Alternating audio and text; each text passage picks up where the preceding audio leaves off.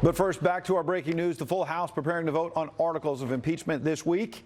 We heard from Republican Congressman Will Hurd before the break. Now let's hear from the Democratic side. Brad Sherman is a Democrat on the House Foreign Affairs Committee, actually introduced an article of impeachment against President Trump back in 2017. Congressman, thank you for coming on. Good to be with you. The fact that you introduced an article of impeachment in 2017, though, doesn't that make Will Hurd's point that he made a moment ago, that the reason why this process is partisan is because you and others have been pushing for impeachment for over 2 years? I wasn't pushing for impeachment when the president was elected. I attended his inaugural. Then he obstructed justice, particularly with the review of his national security advisor, Michael Flynn. He threatened Comey. He fired Comey in order to derail the Russia investigation.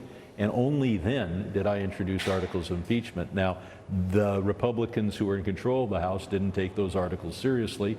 We had no investigation, and I don't think we're going to impeach the president in 2019 for what he did early in 2017. But I think those were solid articles. They were not introduced with a feeling that the president was not legitimately elected, but rather because of what he did in his first 5 months. You know that, and if we had not been talking about impeachment in 2017, the president would have been far more blatant in 2019. He would have just tweeted to the Ukrainians and everyone else, well, "You'd better give me, better give me dirt on Biden." But Congressman, now you're just supposing that. You obviously don't have any facts to back it up, and doesn't that make the president's point that you guys are throwing spaghetti at anything you hope sticks?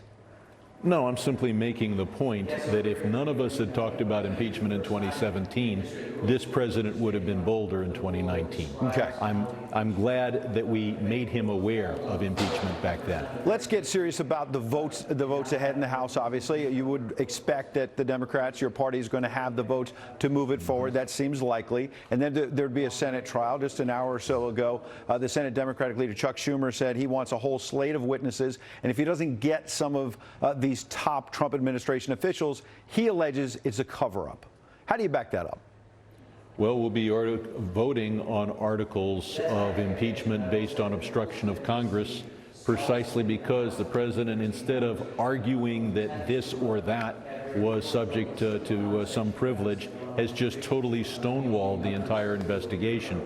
So I think that Senator Schumer will have a chance to look at those articles of impeachment based on obstruction of Congress and add to them any obstruction of the chance to hear live witnesses who are inside the administration. Congressman, you know, the president would say he didn't stonewall the investigation when he himself turned over the transcript of the phone call with the Ukrainian president. But to your point, who do you most want to hear from? Is it John Bolton? Is it Secretary Pompeo? Who do you think would have the most relevant information for us to figure all this out?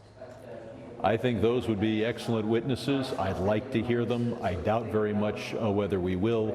And I don't think the Senate is going to hold up its trial for 6 months or a year or 2 years while we wait to see whether Bolton or Pompeo will come forward. I'd like to hear those witnesses, but I think that the transcript itself reflects exactly what the president was trying to do. All right. Congressman Brad Sherman, the world will be watching later this week as the House begins to debate the actual articles on the House floor and votes. We appreciate you coming in and giving your perspective. Thank you, sir. Good to be with you.